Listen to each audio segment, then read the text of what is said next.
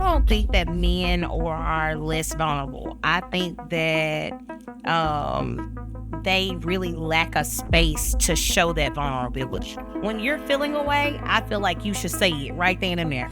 I love the passion behind this conversation. So while we're talking about toxicity and relationships and all of these things, let's get into emotional vulnerability. So, are men truly less emotionally vulnerable than women? Or are they simply expressing vulnerability differently? How does this difference create tension in modern relationships? And I know, Kay, you had something to say. And then I want to hear from Carlton as well. And then we'll get everybody in. I don't think that men are less vulnerable. I think that they really lack a space to show that vulnerability.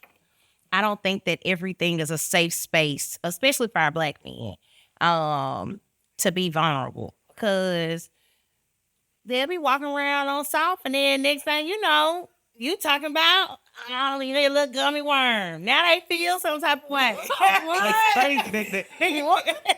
Kay, hold up, let me ask you a question. When you said that they don't have a space to do I that, said they don't have a lot of space a lot of spaces to do that. This is the thing. Why don't men create spaces? Why are they relying on someone to create a space for their vulnerability when it's your responsibility to show up vulnerable in a relationship if you choose to do so? So a lot of people have the excuse of, I'm not vulnerable because there was no space, but you actually are responsible for how you show up as a person. If you desire vulnerability, you should give it.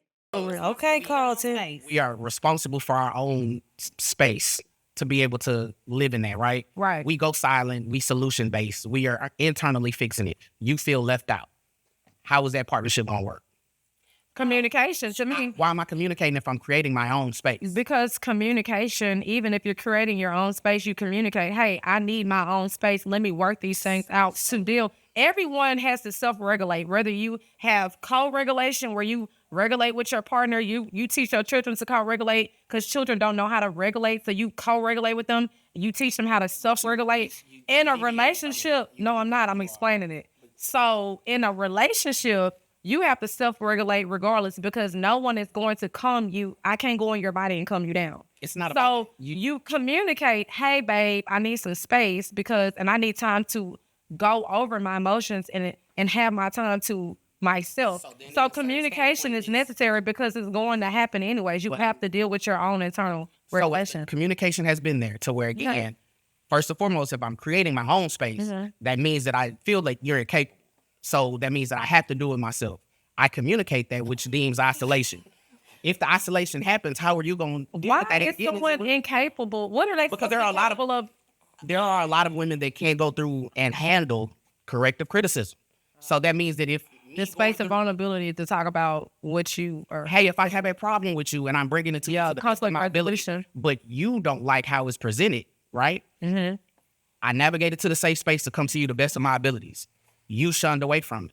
So now, hey, we can't. There's no solving. There's no answer. What about the persistence of if you're saying that I need a safe space to get by myself, which every adult has to have that. If not, it's called codependency. So if you say, oh, there's no safe space, I have to do this on my own, but you're in a partnership with this person, let's just say you're married. If you feel like you can't have this space with them and you have to do it on your own, what's the point of them? What's the point? Like, if you feel that way and you want to keep that connection, how do you go about creating that space? Hold up, I'm not done with the question. So how do you go about, if you say you don't have a safe space, you want to create one, isn't about being persistent, showing up in that relationship, hey, I felt this way, I've calmed down, I need to tell you about what's going on. You creating your own safe space to tell your partner that next. I'm pacifying you. And that doesn't make sense. If I'm going through to where if I'm creating my space and I'm telling you, hey, we've communicated, but you're still making me go through calm down to adjust to your feelings. She's not making you do that. That's what adults do. They go calm down so they can actually properly communicate. I was upset at the beginning. I think you should. I think that's understandable. That when you're feeling away, I feel like you should say it right then and there.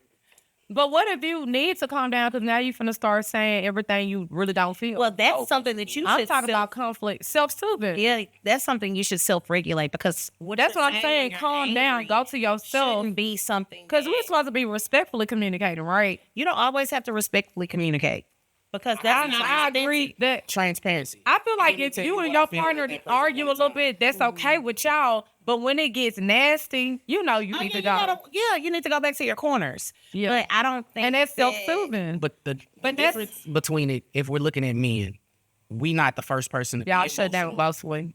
We shut down to prevent the conflict or because we They don't want feel to like- weaponize. Or I mean, yes, we will find different ways to go about it.